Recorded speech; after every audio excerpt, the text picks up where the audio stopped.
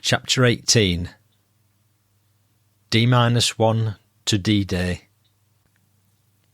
All our efforts and training over the last months, ever since we'd returned from the Middle East in fact, only had one end in sight: the invasion of Nazi-dominated Europe. So very much depended upon what we, at the sharp end of the assault, put into practice after we'd rehearsed for it. If the arrowhead was destroyed, the breaking of the shaft would follow, and we would be thrown back into the sea. It was the first day of a not-so-flaming June 1944. Army transport arrived, and we were taken to Southampton docks, the beginning of a never-to-be-forgotten experience. We were not sorry to leave the camp at Romsey, although we felt fully confident about the task ahead of us now. How could anybody say for certain that God would be watching over us when we took the first steps towards the liberation of millions of people who'd been under the cruel heel of the Nazis for 4 whole years? I was sitting on the tailgate of a 3-tonner, making for the docks and looking back along the road. It was tremendously exhilarating. We were on our way. As we passed along, I had a bird's-eye view of all the armour on both sides of the road. I saw the crews of all the vehicles parked on the grass verges. They were having a smoke, and no doubt, whilst waiting their turn to move, were chatting about the huge task that they were taking a vital part in. Everybody had a very important role to play in Act 1. Each of those boys, some of them not yet 19, would be putting every effort into what he knew his particular part in the performance was. There'd be no more rehearsals for the show. A great responsibility rested on the shoulders of those tank crews, and the entrance was of utmost priority. In the spearhead, there were young men from all over the British Isles. I knew that the brave Canadians wanted to avenge Dieppe, and that the American boys needed to see that the war with Germany came to a conclusion, so they could settle their outstanding account with Japan over Pearl Harbor. They would give their all, every one of them, and whilst sharing such dangerous experiences, would create an enormous bond of comradeship. I can't really explain the feeling I had when I saw just a fraction of the massive power that was going to back us up when we invaded. I felt proud to be British. I say British because although I'm a Yorkshireman, I came into contact with some tremendous characters among the Welsh, Irish, and of course the Scots, who were very often fighting alongside us. It was an education to meet such lads. The 50th and 51st Divisions were almost always together. It was about 10:30 hours as our vehicles sped through Romsey. Any civilians who were about turned and stared as we passed them. They waved and showed great enthusiasm, giving the victory sign. They would know that we were on our way, because they'd lived in the midst of the preparations and were intelligent enough to know what we were about to take part in. It seemed almost incomprehensible that within a short time we would be fighting for our lives somewhere on the continent. We really were on the threshold of a momentous occasion. The route to the docks was overseen by the military police, and there would be no stopping for any reason on this trip until we were inside the dock gates. We were at the beginning of a never-to-be-forgotten experience, indeed the making of history. Things were going ahead so fast, and there was an overflowing tide of memories being stored away in my brain.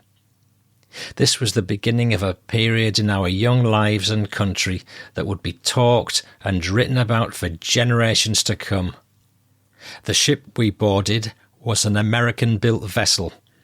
It was a Liberty ship, so called after the statue of the same name. It was a new concept in shipbuilding, welded together as opposed to the British method of riveting. It was possible, the American way, to produce much-needed transport at a greater speed. I wonder if any of these ships ever came apart under the battering of the sea because of the method of construction. However, Liberty ships filled the void which had been caused by sinkings, and they carried millions of men across the Atlantic to their destiny. My ship was called Empire Lance. We were very crowded, but didn't expect to be aboard for very long. But when we were allocated sleeping quarters, we decided we could not be going just across the channel. All that information was yet to be given to us. We had tiered bunks, and after we'd stored all our gear, we sat around chatting, putting the war situation into perspective. The lads soon started to lose any apprehension they had, and the usual topics of conversation cropped up: women, and what the French girls would be like. It was all quite natural, and helped to relieve tension. Some of us wrote letters to be posted by the military at the appropriate time, and we always had boys amongst us who had a gifted knack for telling jokes, usually smutty ones. It all helped us to form a closer bond of friendship. As far as I can recall, our gear consisted of our .303 Lee Enfield rifle, or in my case, a 2-inch mortar and 6 bombs. We all carried in our equipment pouches 2 filled Bren gun magazines, 28 rounds in each, in case there was a hold-up in the supply chain. 3 hand grenades, or Mills bombs, a bandolier of 50 rounds of .303 ammunition, an entrenching tool, a filled water bottle, a gas cape and a ground sheet, gas mask, a full small pack and our webbing equipment, plus bayonet and steel helmet. Section leaders carried a Sten gun. We never travelled far without our small pack on our back. It contained a change of clothes and personal things. If anybody had spare capacity, more ammunition was carried, because nobody was certain how things would go once we had landed, and we were moving into uncharted waters against a formidable enemy. Food was plentiful on board, as much as we could eat, which was a good thing, since we needed to keep up our stamina. All of the comforts had gone by the board. For 2 days to the 3rd of June, everybody was wondering when we were going to get cracking. It was becoming a bit boring. Sometimes we would lie on our bunks thinking, and some lad would start talking about what he would do when it was all over, and wondering if his girl would be waiting for him. Sadly, some of these lads would never see their girls again if fate played a tragic part.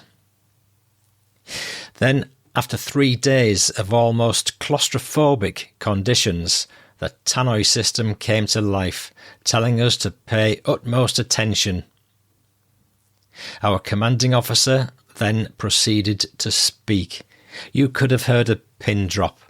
No longer were we going to be kept in the dark.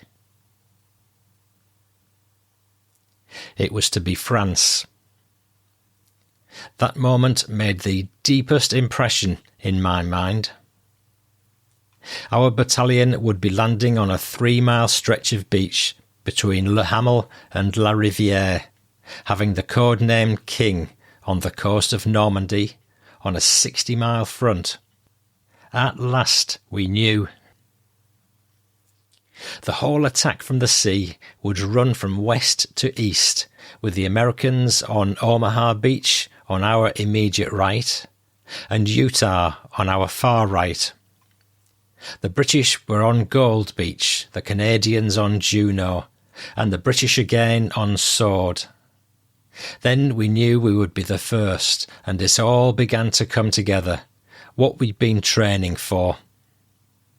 The invasion was so vast and complex that it was beyond our capacity to absorb it all. The part we had to play was of primary importance to us at that moment. Because of the different times of high tide along the coast, the assault would have to go in at staggered times, with our battalion going in on the spearhead of 69th Brigade. We would have to go ashore at 07:25 hours on the morning of 5th of June. At last we knew our destiny. We were only given information concerning our own front from then on. The talk had put us all in the picture, and we all knew how very important it was to go into the battle with the determination and grit which had been drilled into us for months. I don't know how the 200 or so newcomers to the battalion coped with the news, because this would be their initiation, their first confrontation with the enemy. At least at that stage they would not realise how devastating war could be. That was only gained by experience. Most of us had, of course, faced the enemy several times, but gave no hint to the new men about what could happen in the battle. We gave them every means of support, and when the critical time came, found that they were made of good stuff, had stout hearts, and soon learned the vital lessons of conflict. Then, after we'd reached a critical point in our thoughts, the tannoy came to life to inform us that the invasion was postponed because of the weather conditions. It was very windy and drizzling with rain. It now had to be 6th of June, but all the other information we'd been given was to remain. The wait was almost intolerable, because now we all had even more time to think. We were all deep in thought about the possible outcome of the battle anyway. We did not need more thinking time. There we were on our ship, just waiting and keyed up, passing time cleaning our weapons and studying aerial photographs of the coast. Never before in history had such a formidable action been undertaken. The operation was massive. Though we were certainly not afraid, we were naturally a little apprehensive. On the afternoon of 5th of June, our officers walked amongst us, giving us confidence. But there was always the boy who didn't give a damn. They cleared the air a lot with their wisecracks, and later on made Jerry sit up. They were the tough lads of 19, some of whom were awarded the military medal for their exploits. Then another request, not an order as such, came over the tannoy. The Padre, Captain Lovegrove, wanted to say a few words to us. Padres were always very kind and understanding, and would always have something to say about their beliefs. We were given a short sermon, and I will tell you, everybody listened. It gave us food for thought. Then we said the Lord's Prayer. God would watch over us. After the Padre was finished, our battalion commander began to speak and gave us a message from Monty, saying what he was expecting of us, knowing he could rely on our ability to put up a good show. It reads as follows. Heading 21st Army Group. Personal message from the Commander-in-Chief. To be read out to all troops. The time has come to deal the enemy a terrific blow in Western Europe. The blow will be struck by the combined sea, land and air forces of the Allies, together constituting one great Allied team under the supreme command of General Eisenhower. On the eve of this great adventure, I send my best wishes to every soldier in the Allied team. To us is given the honour of striking a blow for freedom, which will live in history. And in the better days that lie ahead, men will speak with pride of our doings. We have a great and righteous cause. Let us pray that the Lord mighty in battle will go forth with our armies, and that his special providence will aid us in the struggle. I want every soldier to know that I have complete confidence in the successful outcome of the operations that we're about to begin. With stout hearts and with enthusiasm for the contest, let us go forward to victory.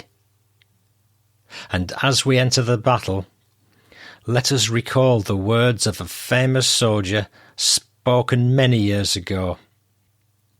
He either fears his fate too much, or his deserts are small, who dare not put it to the touch to win or lose it all. Good luck to each one of you, and good hunting on the mainland of Europe.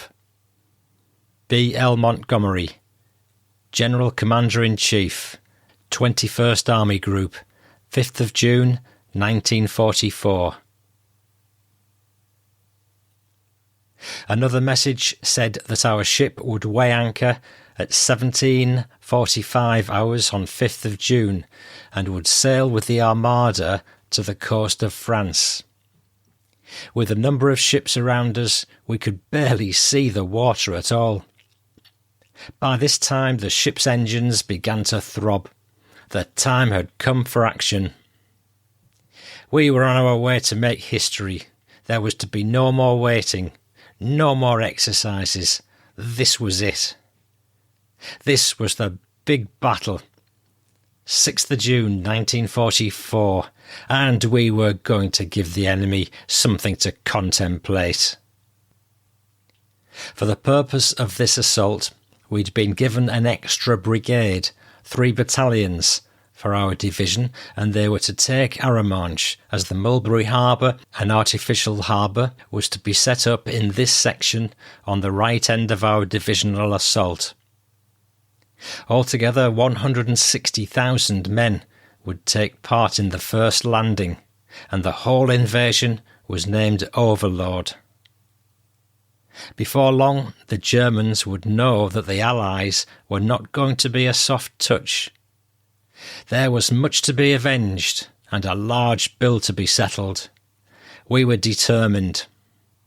We'd undergone the training, we had the weapons, and we had good leaders. Such was inevitable. That's how we had to think anyway, and we were going into action with a positive state of mind. We were prepared even more than the Germans were in the early years of the war. Hitler was going to be beaten. No longer would he think he had the God-given right to be victorious. These thoughts were going through our heads as we sang, "Will I live to see another day?"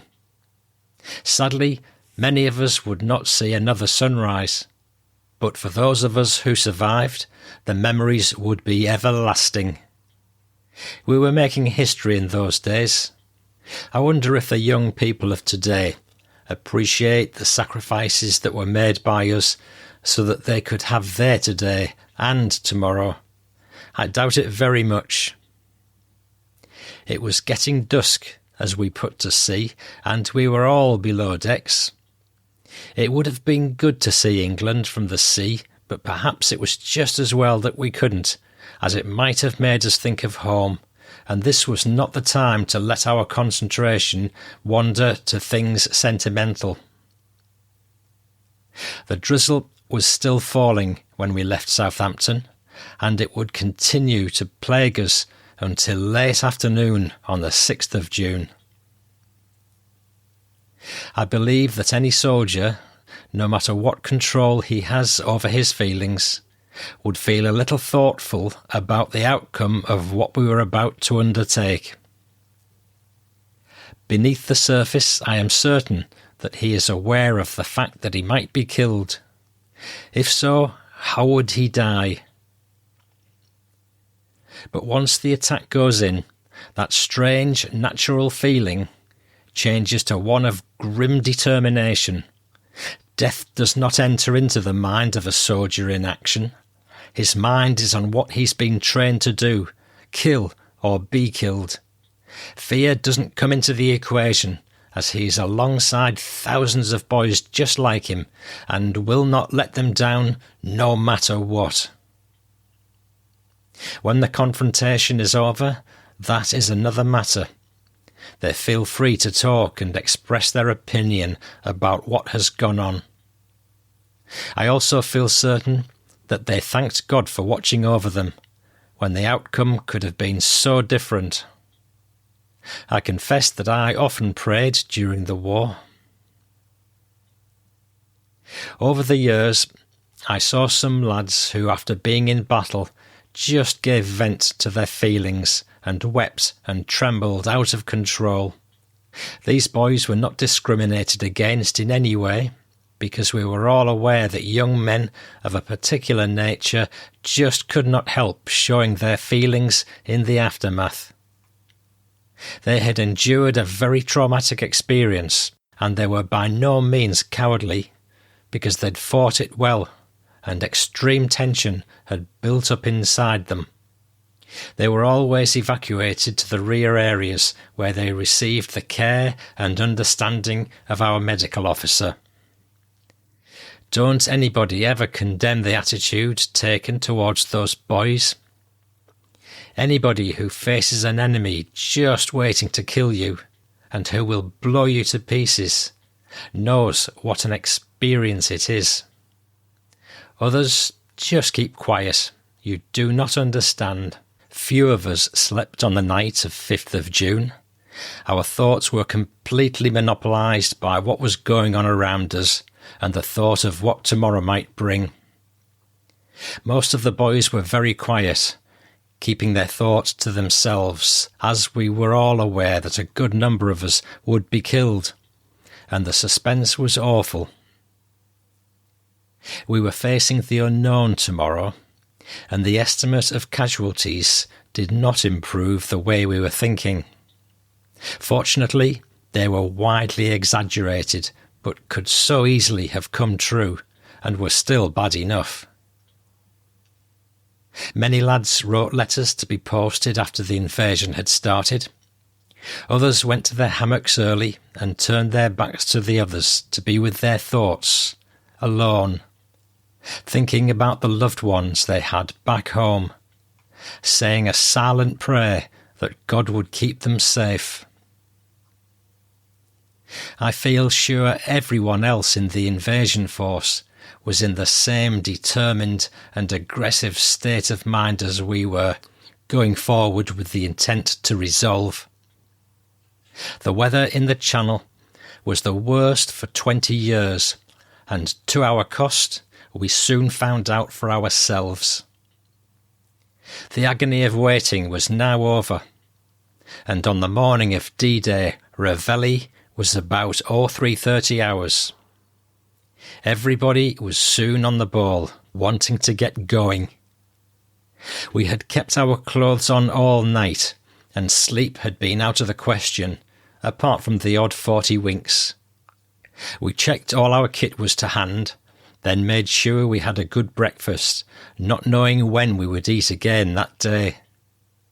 Nobody was cracking jokes, just each lad with his own private thoughts, to be shared only with the Almighty. Once again the tannoy came to life to order us aloft. It was becoming a bit claustrophobic in our quarters anyway, and we needed the fresh, salty air. We were breathing the dawn of a new day into our lungs. This day would liberate the oppressed, because we were going to be triumphant. Many of us had been on deck for a few hours already, watching the flashes coming from the French coast. The paratroops had been about their fighting for 3 hours, holding the left and right sides of the proposed beachhead, and the bombers were engaging the coastal batteries, though not very effectively as the early morning was misty. There was still a little waiting to do. and standing against the rail of the ship, looking down at the forbidding sea, my thoughts wandered back to the day when I was called up. Oh, so many things raced through my mind. All the boys of the 6th Green Howards in 1939. They would have been so glad to be alongside us, but instead many of them had given their lives during the conflict. Others were in prisoner of war camps, waiting for the end. I recalled many things I'd done and seen. From the beginning until now, it was like reading a book, but now it was for real. At 0500 hours, the ship heaved to. It was just starting to become light, and we could hear, but not see, what must have been a huge number of planes passing overhead. The message came across for everybody to be on deck at their attack platoon positions. We were now standing, waiting for further orders, almost weighed down with equipment, ready for the fray. Suddenly, "Come on, lads, let's go," from our officer brought me back very quickly to why I was there. It was time. We had dropped anchor 7 miles from the coast and could see a red glow in the distance. So much of history was now to be enacted, and it was impossible to dwell on one thing. The Air Force had begun to play their part, as had others we did not then know about, and the endless roar of bombers and fighters passing overhead was deafening. Interspersed with the roar of the guns from the battleships, we had great difficulty hearing commands. It seemed ages ago since our platoon had shouted, "Let's go," but in fact it was only a few minutes. Then I found myself with my leg over the side, trying to get a footing onto the scrambling net. I'd fastened the mortars and bombs onto my equipment, and my number 2 on the mortar was alongside me. It was not easy climbing down those nets at the side of the ship. The practice we'd done for this day was nothing like the real thing, and endeavouring to get a foot onto the landing craft was beset with danger. The sea was very rough, and there was a 3-foot rise and fall of the craft against the side of the ship. It was a hair-raising experience, but luckily nobody suffered any injuries, though the operation could not be rushed. Somehow we made it, and pulled away from Empire Lance, and then waited until all the assault craft were in line abreast.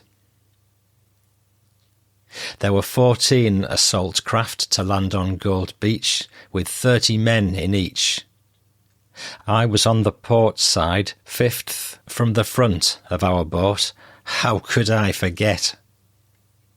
The first thing we all did was to get out our sick bags from on top of the grenades in the right pouch of our equipment. As soon as we were all settled on the bench seat, the order came, "Craft away." We were only 7 miles from our objective. This, then, was what we had trained for. The whole operation was fantastic. The sea seemed to be covered with ships of every description. The run-in was to take 2 hours, and during that time, as the coast came nearer, we could not believe what was going on around us. Our H-hour was 0725 hours, with the Americans on our right, and because of the differences in the tide, they had started their invasion at 0630 hours. God help us, lads.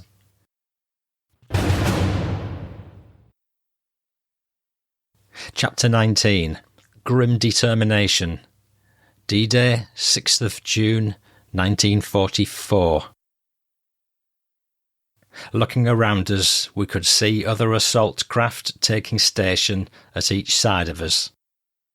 The sea was very choppy, but as the mist began to clear and the light was improving, The whole mighty operation became visible to us, and what a sight it was! Something nobody had seen before. The mind could not absorb the enormity of it all. There were thousands of ships of all sizes, and standing out like huge sentinels, the mighty warships. In fact, almost 7,000 in all. The extent of what we were taking part in is difficult to describe in great detail. It was such a vast undertaking that nobody, not even the participants who were part of it, could describe the invasion adequately enough, and as vividly as we saw it happen. It would never be seen again in our lifetime. So many ships in one place at one time. If the British people could have seen it, they would have been very proud. The sky seemed to be full of planes, bombers, hurricanes, Spitfires, and others I did not recognise, hundreds of them going towards our target for the day. With a continuous barrage of the battleship's huge guns and the drone of never-ending streams of aircraft, the noise was deafening. If it wasn't for the tragedy of it all, the scene was magnificent. When a soldier is going into action, it's not a time to think of the past or the future. The present is the thing that is uppermost in his thoughts. What is happening now? Today is all that matters, and God willing there would be another time for his tomorrow. He has to give his full concentration to what he knows he has to do. The probability of death does not come into the equation. Get on with the job. Soon after we left our ship, we were able to look around us and see what was going on, especially when the sea lifted us up on a swell. We were not yet seasick. The many battleships firing their broadsides towards the coast, and the sight of our planes overhead gave us a great deal of confidence and encouragement to go forward with a stout heart. How could the enemy, in their wildest dreams, have imagined what the Allies would be able to assemble for this day, the day of retribution for the vile sins which had been perpetrated in the name of the Third Reich? What we lads were seeing would never be seen again, and the folk at home would be proud of their menfolk. The infantryman was the vital link in the chain, and we were the most vulnerable. We must not fall at the first hurdle, but had to get ashore and move inland. If we did not succeed, the consequences would be very serious, so we would have to be aggressive. We were now seasick, that most awful of feelings, and were making full use of our sick bags, but even that did not stop us from taking note of what was going on. Nobody wanted to miss this great occasion. Shells started to come towards us, but the enemy seemed to be going for the ships, not us, and they created great spouts of water when they hit the sea. The gunners had not yet found their range. Now we could see bombs falling from our planes and fighters, skimming low above the enemy defenders. The continuous thundering was never ending. We were about 2 miles from the coastline, Rommel's Atlantic wall, when on our port side we saw something which we'd never seen before. It was a rocket ship, about half a mile away from us, and it was firing a massive, continuous barrage of missiles, screeching simultaneously, dead towards the coast. We could hear, almost feel, the heat generated by the displaced air. Hell, we said, fancy being on the end of that lot. It was fantastic, and the bombardment was something the enemy could not have imagined it was possible to be on the receiving end of. We could hear the rumble of war as the planes dropped their bombs. Warships were shelling the fortifications, and the sound of the shells flying above us was uncanny. Great flashes were coming from the gun barrels and lit the morning sky. The battleships were firing their salvos of shells, which we could hear screaming above our heads. And above them, the planes, a never-ending stream of planes of all sorts, was going in to bomb the communications inland, so the Germans could not send out for reinforcements. Meanwhile, we saw the other assault craft keeping in line with us, in the hands of competent helmsmen, all rising and falling with the mood of the sea, like bucking broncos. As we were now coming within firing range, the enemy machine gunners turned their attention to us in the assault craft, and we felt very exposed. We could see flail tanks, which looked so incongruous, actually floating and moving just ahead of us, the intention being that they would clear the beach of mines. That was their primary involvement, mine clearing. Whereas earlier we could only see and hear the guns of the warships, we were now between ship and shore and could hear the continuous scream of their shells above us. That alone was quite a sensation. They were certainly giving somewhere inland a pasting. This impression of what was happening around us was so fleeting, and we had to concentrate on our own immediate situation. It seemed to be a hell of a long way to the beach. Then I saw a landing craft next to ours slow down. A bullet must have hit the helmsman. Swiftly, somebody took over control, but the boat was now a little out of line with the other assault craft, and in the blinking of an eye, the front of the boat had been hit by a shell or a mortar, or probably a mine. The explosion lifted bodies and parts of bodies into the air, and the stern of the craft just ploughed into the sea. All those boys, laden with kit as they were, didn't stand a chance of survival. The enemy fire made us keep our heads down, and all we could do was to watch the umbrella of planes above us. There was so much happening now, and so swiftly. Every second was vital. Let's get out of this coffin.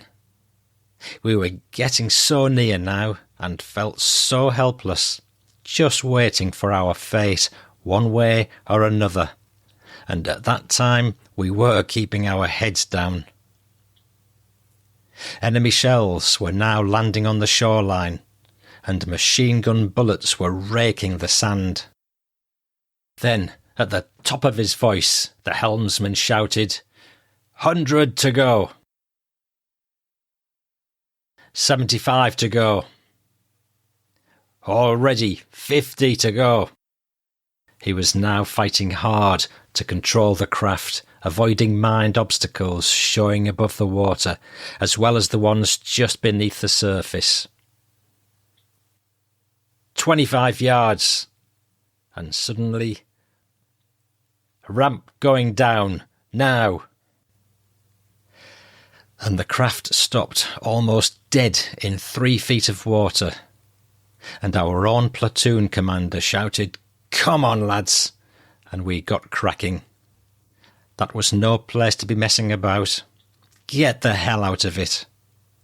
Jumping off the ramp, we went into waist-deep water, struggling to keep our feet. We waded through the water looking for mined obstacles, holding rifles above our heads. I was trying to keep a very cumbersome 2-inch mortar and bombs dry, as well as making certain I didn't drop it, as I was now carrying it as opposed to it being fastened to my equipment. It was impossible for me to keep the mortar dry, but the 6 bombs would be okay in their sealed container. Some of the boys were shot as they jumped. 2 of them were a bit unfortunate because as they jumped into the boiling water, the craft surged forward on a wave and they fell into the sea. I dare say they would fight like hell and recover, But we were not hanging about. That had been our instructions from the start. We must not linger. Our adrenaline was now at its peak, and every one of us was aware of what we had to do.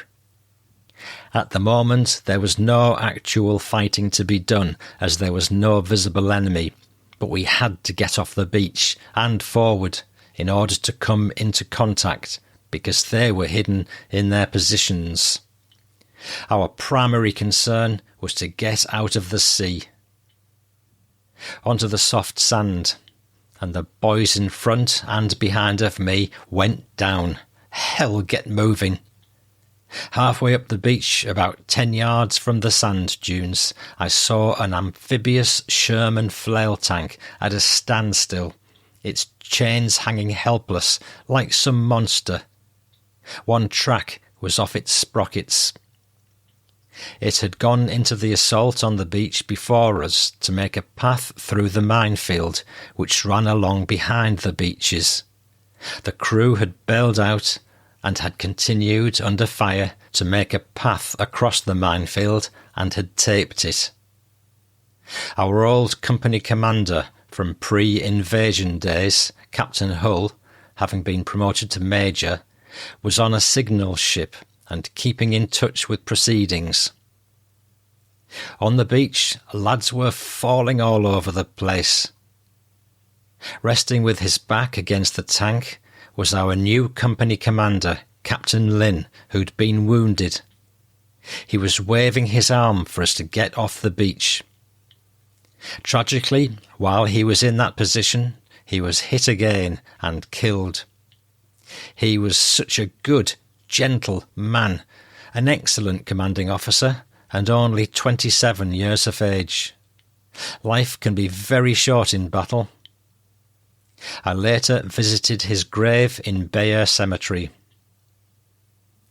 Our platoon commander, Captain Chambers, now took over, and he too was wounded, but was able to carry on his duties.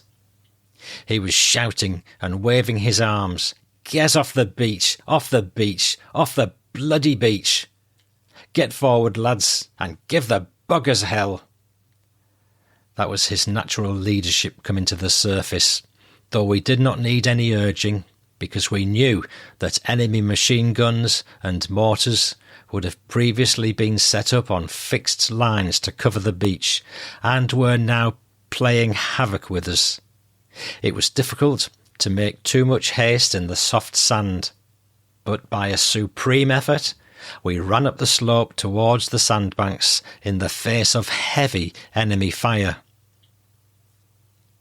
Dead and wounded lads lay all over the beach, the worst of whom were shouting for stretcher bearers, who were always close at hand to take care of them.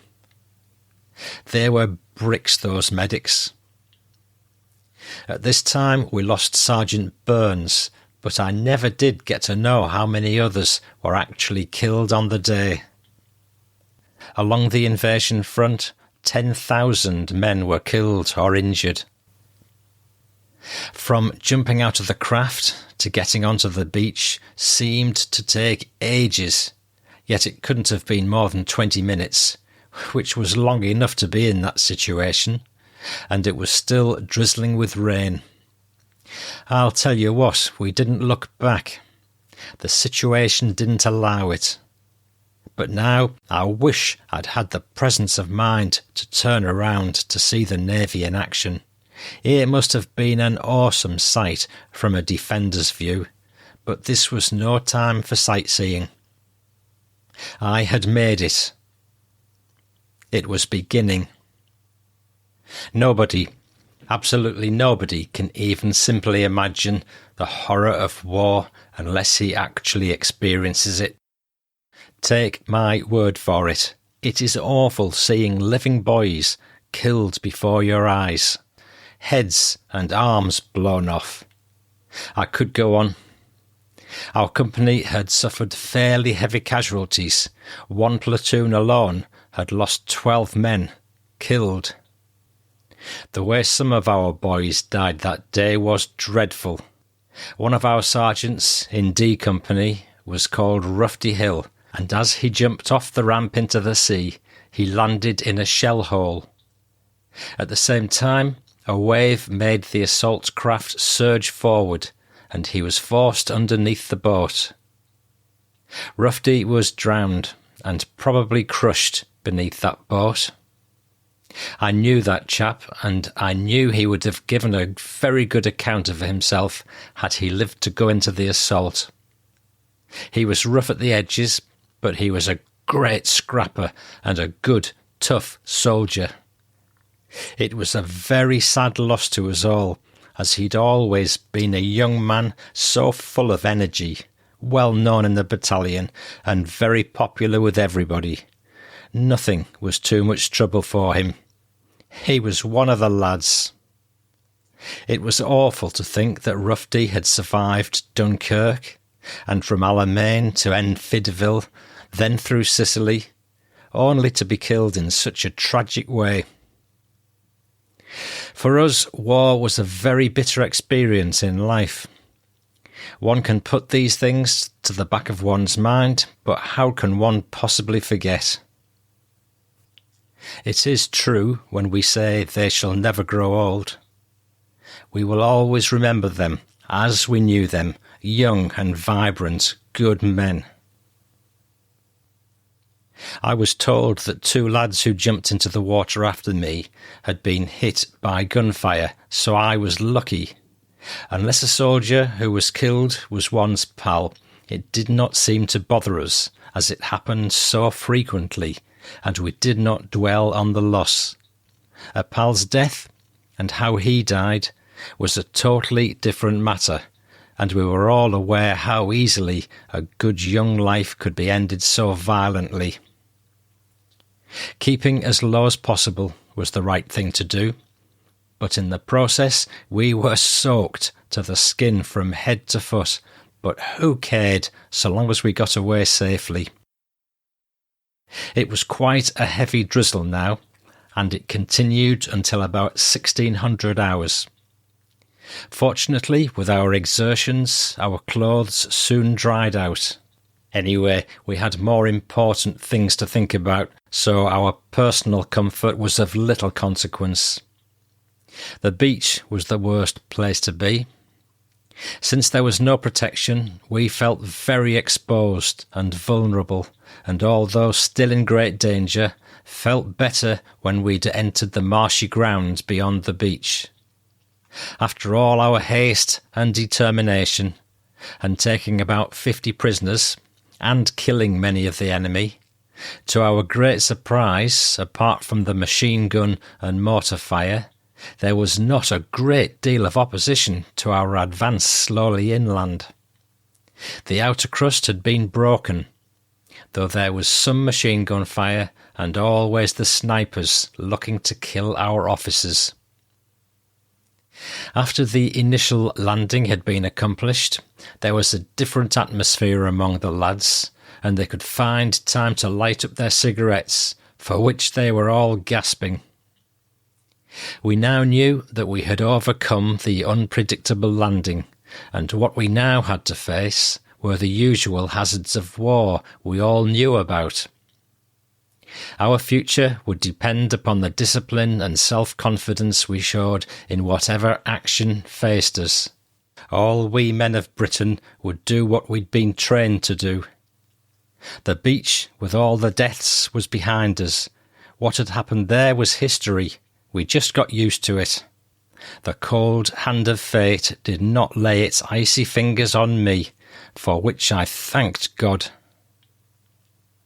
D Company, on our right, was being held up by machine gun fire coming from a pillbox, and the Sergeant Major Stan Hollis, who'd always been an aggressive character when it came to killing the enemy, rushed zigzag over open ground, firing his Sten gun and throwing a hand grenade through the door, killing the gunners and taking prisoners, several Germans in a trench, so saving the lives of many of his company. Stan, ever since Dunkirk, where he'd been a dispatch rider, had never shown a vulnerability to death. He always wanted to get close quarters with the enemy, and after the capture of the pillbox, he performed other daring deeds, always showing great courage and determination. He seemed to have a charmed life. His performance resulted in him being awarded the Victoria Cross, the only one being won on D-Day. It was very fitting that he received his country's highest honour. In fact, he performed many daring deeds throughout his war service. For 5 years, from 1939 to 44, he'd risked his life many times for his country, his comrades, and his regiment, the Green Howards.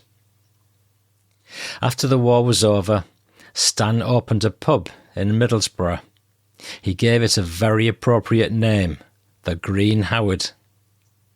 Unfortunately, Stan did not live to be an old ex-soldier able to sit and reminisce over the past. All his yesterdays went with him when he died in 1970. He will always be remembered by Green Howards all over the world, and those of us who knew him personally will live with the memory of having served with him. We now moved forward with great caution, expecting to come under enemy fire, keeping close to hedgerows in single file and our rifles at the ready. We could never become complacent, always on the alert, just as the enemy snipers would be. Up to now, we'd not seen an enemy tank.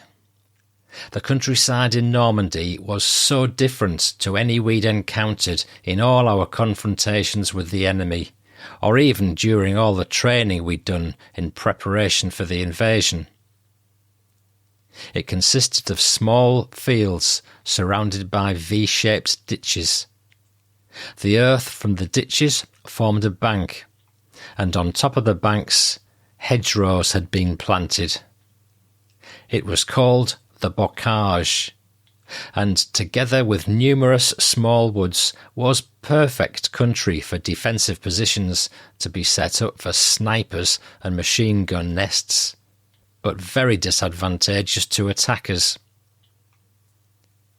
So we had to be very careful how we moved forward, since we were in the act of forming the nucleus of a bridgehead on our sector and were hoping the other divisions had also been successful on their fronts, so that a continuous line would be formed in case of any possible counter-attacks. This is what we had to contend with mainly on that first day. It was not just a matter of walking along country lanes, because there was no shortage of enemy activity. One of our objectives about noon was a rocket site which was hidden in a wood about 3 miles inland. Heavy, intensive machine gun fire was directed towards us from here, and as the wood was isolated, we couldn't get near it. They seemed to be making a real effort to harass us, and in order to avoid any loss of life, our CO called up support. It came in the form of a Churchill tank. At a later date, when the RAF had airfields in Normandy, a typhoon would quickly have been on the scene. Anyway, the tank advanced towards the wood and soon came under anti-tank fire. And since it was not hit, it retaliated as quick as a flash. It stopped about 40 yards from me, and before you could bat your eyes, whoosh, it threw a huge tongue of flame towards the wood, doing so 3 times. Flaming Germans came running out from all sides with their hands up. The ones who survived were taken prisoner. Needless to say, the opposition ceased, enabling us to now move forward. Up to that moment, we'd never seen a flame-throwing tank in action. It was fantastic. For the remainder of full daylight hours, we continued to advance, but as soon as the light deteriorated, we had to be more vigilant than ever. We had a little way to go to reach the point which had been set for us, and the enemy 88mm guns were still very active. For the whole of D-Day, We had not seen an enemy plane or tank, which greatly surprised us, though no adverse comments were made. On the other hand, our own planes had made every effort to keep overhead, and it gave us cause for great confidence. Obviously, we'd suffered casualties, which we regretted, but it had been a good day for taking prisoners. All activity regards infantry ceased as soon as it was almost dark, though the long-range weapons continued to bother us.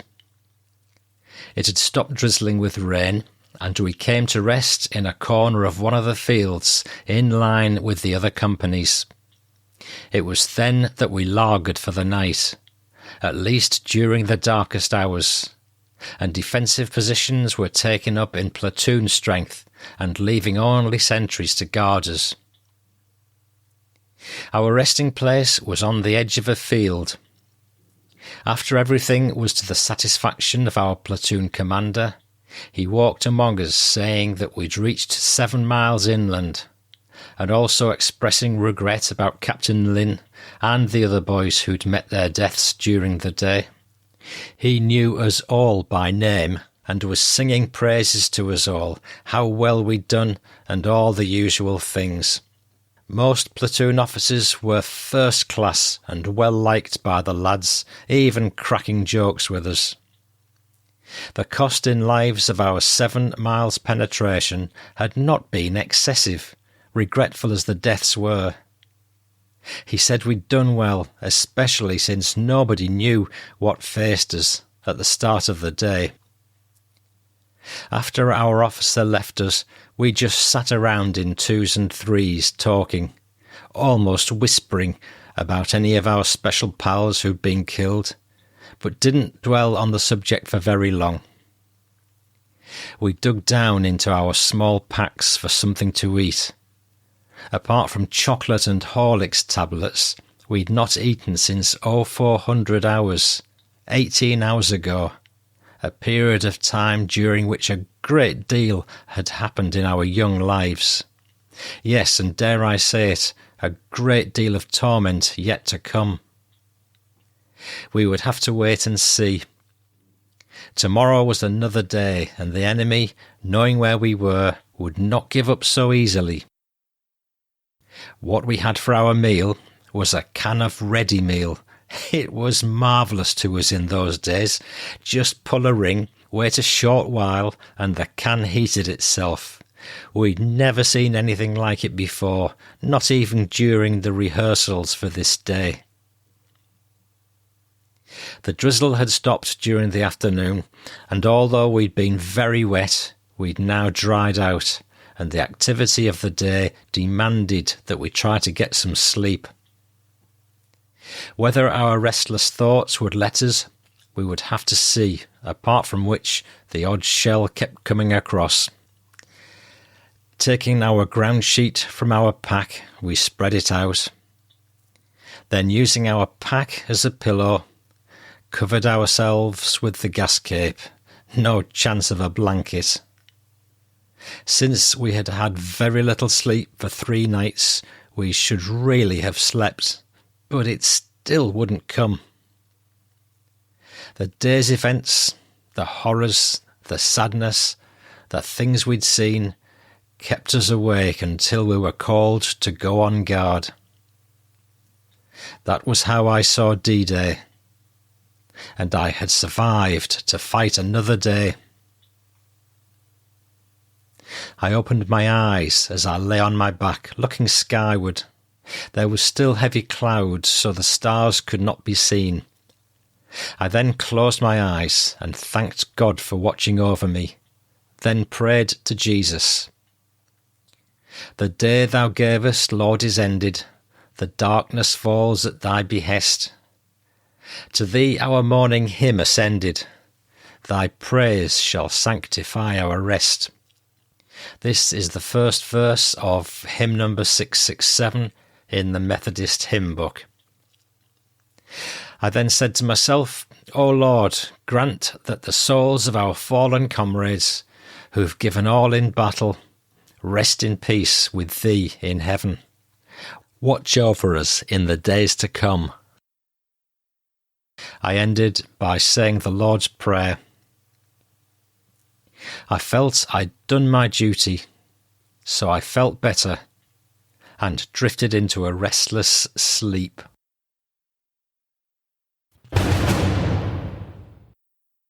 End of chapter 19.